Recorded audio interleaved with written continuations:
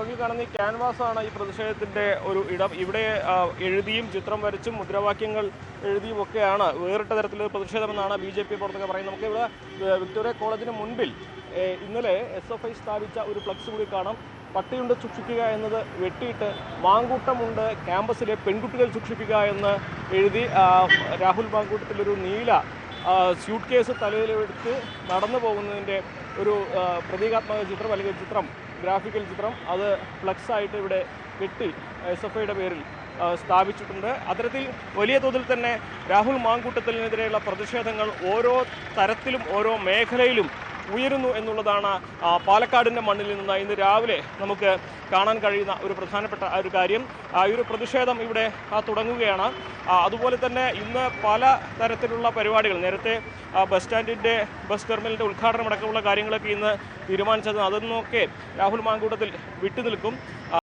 ഒരു തരത്തിലും സർക്കാരിൻ്റെ പരിപാടികളിൽ നഗരസഭയുടെ പരിപാടികളിൽ രാഹുൽ മാങ്കൂട്ടം പങ്കെടുക്കരുതെന്ന് BJP നേതൃത്വം നൽകുന്ന നഗരസഭ തന്നെ നിർദ്ദേശവും നൽകിയിട്ടുണ്ട്. ഒരു ക്രമസമാധാന പ്രശ്നം ഉണ്ടാകുമെന്ന കാരണം പറഞ്ഞാണ് അവർ അത്തരത്തിലുള്ള നിർദ്ദേശം നൽകിയിരിക്കുന്നത്. ഒപ്പം ഒരു തരത്തിലും രാഹുലിനെ പൊതുപരിപാടിയിൽ പങ്കെടുപ്പിക്കില്ലെന്ന് ഈ DYFIയും ഇന്നലെ വ്യക്തമാക്കിയിരുന്നു. അത്തരത്തിൽ വലിയ തോതിൽ തന്നെ ഒരു പ്രതിഷേധത്തിൻ്റെ കളമൊരുങ്ങുകയാണ് ഇവിടെ ഈ പാലക്കാട്. ഇടതുപക്ഷവും BJPയും ഒരുപോലെ തന്നെ ഈ തരത്തിലുള്ള പ്രതിഷേധങ്ങൾക്ക് വഴിയൊരുക്കുന്നു എന്നുള്ളതാണ്. ഈ ഒരു പ്രതിഷേധത്തിന് തുടക്കം മാത്രമാണ് അല്ലേ? ഇത് ഭാരതീയ ജനതാ പാർട്ടിയുടെ പ്രതിഷേധത്തിൻ്റെ തുടക്കം മാത്രമാണ്. പാലക്കാട് ജില്ലയിൽ വന്നുകൊണ്ട് പല ആളുകളുമായി കൂട്ടുപിടിച്ചുകൊണ്ട് ജയം സ്ഥാപിക്കുകയും അതോടൊപ്പം തന്നെ പാലക്കാടിലെ തന്നെ എല്ലാ വനിതകളെയും നാണം കെടുത്തുന്ന രീതിയിലുള്ള ഒരു MLA ആണ് ഇപ്പോൾ പാലക്കാടിന് ലഭിച്ചിരിക്കുന്നത്. ആയതുകൊണ്ട് ഈ MLA പാലക്കാട് തുടരണോ എന്നുള്ളത് തന്നെയാണ് ഇവിടെ ജനം വിലയിരുത്തുന്നത്. ഇവിടെ പാർട്ടി നേതൃത്വ സ്ഥാനത്ത് നിന്ന് അദ്ദേഹത്തെ മാറ്റി നിർത്തിയത് കൊണ്ട് ജനങ്ങൾ അതിൽ തൃപ്തരല്ല. പൊതുജനം പറയുന്നത് ഇതിൽ സ്വഭാവ ദൂഷ്യമുള്ള ഇത്തരത്തിലുള്ള MLA ഇനി പാലക്കാടിന് വേണ്ട എന്നുള്ളത് തന്നെയാണ്. ഇന്നലെ മുതൽ പല സമരങ്ങളും, മഹിളാ മോർച്ചയുടെ സമരമുണ്ടായിരുന്നു, യുവ മോർച്ചയുടെ സമരമുണ്ടായിരുന്നു, അതുപോലെ തന്നെ പല വിവിധ സംഘടനകളുടെയും സമരങ്ങൾ നമ്മൾ കണ്ടതാണ്. ഇന്ന് ഇവിടെ ക്യാമ്പസിലെ വിദ്യാർത്ഥിനികളാണ് അവരുടെ പ്രതിഷേധം ഇവിടെ രേഖപ്പെടുത്തുന്നത്.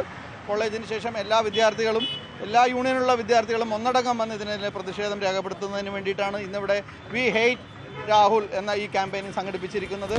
പുറത്തു പറയാൻ മടിയുള്ള ആളുകൾക്ക് പോലും വന്ന് എഴുതി വെച്ച് അവരുടെ അഭിപ്രായം രേഖപ്പെടുത്തുന്ന രീതിയിലാണ് ഇന്നിവിടെ ഭാരതീയ ജനതാ പാർട്ടിയുടെ മണ്ഡലം കമ്മിറ്റി ഈ പരിപാടി ഇവിടെ സംഘടിപ്പിച്ചിരിക്കുന്നത്. ഈ രാഹുലിനെ ഒരു പൊതുപരിപാടിയിലും പങ്കെടുപ്പിക്കില്ല എന്ന തീരുമാനത്തിലാണോ BJP?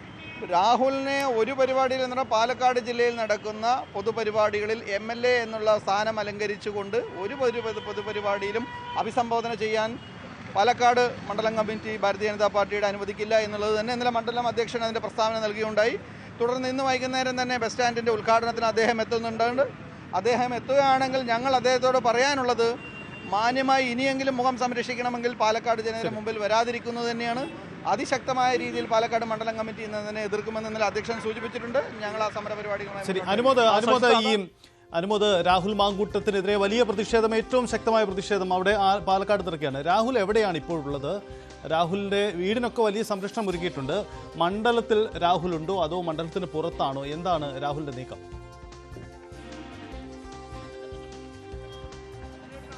രാഹുലിന് ഈ മണ്ഡലത്തിൽ ഒരു പൊതുപരിപാടിയിലും പങ്കെടുപ്പിക്കാൻ അനുവദിക്കില്ല എന്ന നിലപാടിലാണ് പ്രതിപക്ഷം, പ്രത്യേകിച്ച് ഇടതുപക്ഷവും BJPയും ഇവിടെ ഉള്ളത്. വലിയ തോതിൽ തന്നെ പ്രതിഷേധം നടക്കുന്ന രാഹുൽ ഇപ്പോൾ മണ്ഡലത്തിൽ ഇല്ല എന്നാണ് മനസ്സിലാക്കാൻ കഴിയുന്നത്. ഇന്ന് രാവിലെ MP VK ശ്രീകണ്ഠനോട് നമ്മൾ സംസാരിക്കുമ്പോഴും അദ്ദേഹത്തോട് രാഹുൽ വരുമോ എന്ന കാര്യത്തിൽ കൃത്യമായൊരു മറുപടി നൽകിയിട്ടില്ല. ഒരുപക്ഷെ ഈ പ്രതിഷേധങ്ങൾ ഒന്ന് തണുക്കുന്നതുവരെ അദ്ദേഹം പൊതുപരിപാടികളിൽ നിന്ന് മാറി നിൽക്കാനുള്ള സാധ്യത തന്നെയാണ് കാണുന്നത്.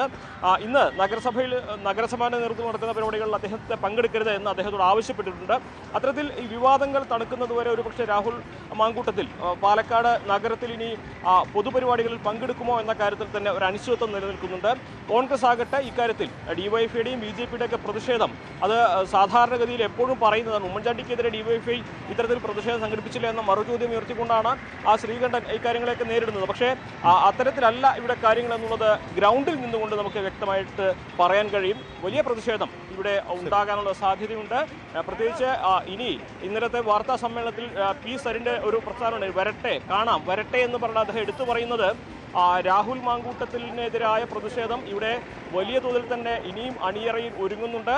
അത് വരും ദിവസങ്ങളിൽ രാഹുൽ മാങ്കൂട്ടത്തിന് ഒരു പൊതുപരിപാടിയിലും പങ്കെടുക്കാൻ കഴിയാത്ത രീതിയിലുള്ള സാഹചര്യങ്ങൾ തീർക്കും. ഒരുപക്ഷെ പാർട്ടിക്ക് പോലും പ്രതിരോധിക്കാൻ കഴിയാത്ത രീതിയിലുള്ള സാഹചര്യം ഉണ്ടാകുമോ എന്നുള്ളതാണ് അറിയേണ്ടത്. എന്താണ് നിലവിൽ അദ്ദേഹം പാലക്കാട് മണ്ഡലത്തിൽ ഇല്ല. ശരി, അതാണ് സാഹചര്യം. എന്തായാലും അനുമോദ്, പാലക്കാട് ഉയരുന്ന പ്രതിഷേധം അത് വലിയ ചിത്രമാണ്. ഡാൻ, കോൺഗ്രസ് പാർട്ടി രാഹുലിന് സംരക്ഷണം ഒരുക്കുന്നുണ്ട്, രാഷ്ട്രീയ സംരക്ഷണം. അത് അദ്ദേഹം യൂത്ത് കോൺഗ്രസ് അധ്യക്ഷ സ്ഥാനത്ത് നിന്ന് രാജിവെച്ചു എന്നതിനപ്പുറത്തേക്ക് MLA സ്ഥാനം രാജിവെക്കേണ്ടതില്ല. അതിന് ചില കാരണങ്ങൾ അവർക്ക് നിരത്താനുണ്ട്. അത് ചില CPM നേതാക്കളൊക്കെ മുൻകാലങ്ങളിൽ ഇത്തരം ആരോപണം ഉയർന്നപ്പോൾ രാജിവെച്ചില്ലോ എന്നതാണ്.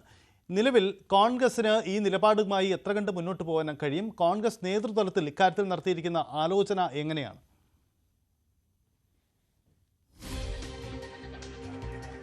സജിത്ത്, എടുത്തു പറയേണ്ട കാര്യം, ഈ ഒരു സംരക്ഷണം ഇപ്പോൾ എടുത്തിരിക്കുന്ന ഈ ഒരു അനുകൂല തീരുമാനമെന്ന് തോന്നിപ്പിക്കുന്ന തരത്തിലുള്ള ഈ ഒരു സംരക്ഷണം അത് മുഴുവൻ നേതാക്കളുടെയും പിന്തുണയോടെയല്ല, ഒരു വിഭാഗം നേതാക്കൾ മാത്രമാണ് അങ്ങനെ MLA സ്ഥാനം കൂടി ഉടനടി രാജിവെക്കേണ്ടതില്ല എന്നൊരു നിലപാടെടുത്തിരിക്കുന്നത്. പക്ഷേ പ്രതിപക്ഷ നേതാവ് ഉൾപ്പെടെയുള്ളവർ അടിയന്തരമായി MLA സ്ഥാനം കൂടി രാജിവെക്കണമെന്ന നിലപാടിൽ തന്നെയാണ്. അദ്ദേഹം അക്കാര്യം ഹൈക്കമാൻഡ് നേതൃത്വത്തെയും അറിയിച്ചിട്ടുണ്ട്.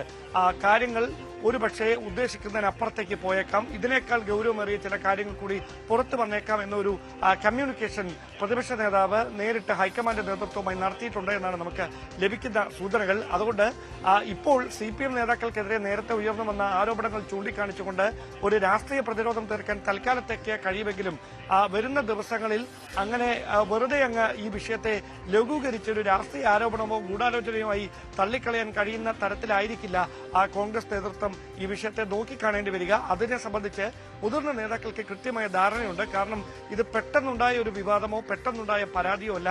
നേതൃത്വത്തിന് മുമ്പിൽ കഴിഞ്ഞ ഏതാനും വർഷങ്ങൾക്കിടയിൽ സമാനമായ തരത്തിലുള്ള ചില ആക്ഷേപങ്ങൾ എത്തുകയും രേഖാമൂലമുള്ള പരാതികൾ കഴിഞ്ഞ 5 മാസത്തിനിടയിൽ കേരളത്തിന്റെ ചുമതലയുള്ള AICC ജനറൽ സെക്രട്ടറി ദീപാദാസ് മുൻഷിക്ക് തന്നെ 6-ലധികം പരാതികൾ നേരിട്ട് ലഭിക്കുകയും ചെയ്തൊരു പശ്ചാത്തലമുണ്ട്. ആ പരാതിയിൽ നടപടിയെടുക്കാൻ കഴിയാതെ പോകുന്ന സാഹചര്യത്തിലേക്ക് ദീപാദാസിനെ നയിച്ചത് ചില മുതിർന്ന നേതാക്കളുടെ ഇടപെടലായിരുന്നു. അതിന്റെ പേരിലുള്ള വിമർശനം ദീപാദാസിന് ഇപ്പോൾ കേൾക്കേണ്ടി വരുന്നു.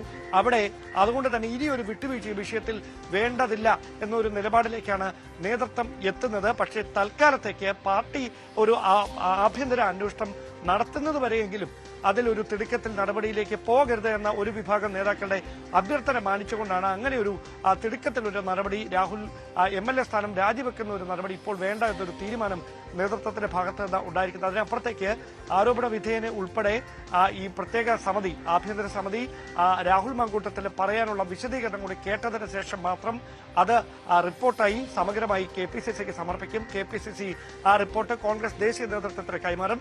രാഹുൽ ഗാന്ധിയും പ്രിയങ്ക ഗാന്ധിയും ഉൾപ്പെടെയുള്ള നേതാക്കൾ ഈ വിഷയത്തിലെടുക്കുന്ന നിലപാട് തന്നെയായിരിക്കും അവിടെ നിർണായകമായി മാറുക. നിലവിൽ ഒരു രാഷ്ട്രീയ പ്രതിരോധം തീർക്കുക എന്നതിനപ്പുറത്തേക്ക് ഈ വിഷയത്തിന്റെ ഗൗരവം പ്രതീക്ഷിക്കുന്നതിനപ്പുറത്താണ് എന്നൊരു വിലയിരുത്തലാണ് കോൺഗ്രസ് സംസ്ഥാന നേതൃത്വമെന്നാണ് നമുക്ക് മനസ്സിലാക്കാൻ കഴിയുന്നത്. ഡാൻ, ഈ കാര്യത്തിൽ VK ശ്രീകണ്ഠൻ പാർട്ടി അന്വേഷിക്കുമെന്ന് പറയുന്നു. പക്ഷേ ഔദ്യോഗികമായി കോൺഗ്രസ് പാർട്ടി അന്വേഷണം ഇതുവരെ പ്രഖ്യാപിച്ചിട്ടുണ്ടോ? ഉണ്ടെങ്കിൽ ആ അന്വേഷണ സംഘത്തിൽ, ആ സമിതിയിൽ ആരൊക്കെയാണ്? എന്താണ് ഇക്കാര്യത്തിൽ കോൺഗ്രസിന് ഔദ്യോഗികമായി വിശദീകരിക്കാൻ മടി?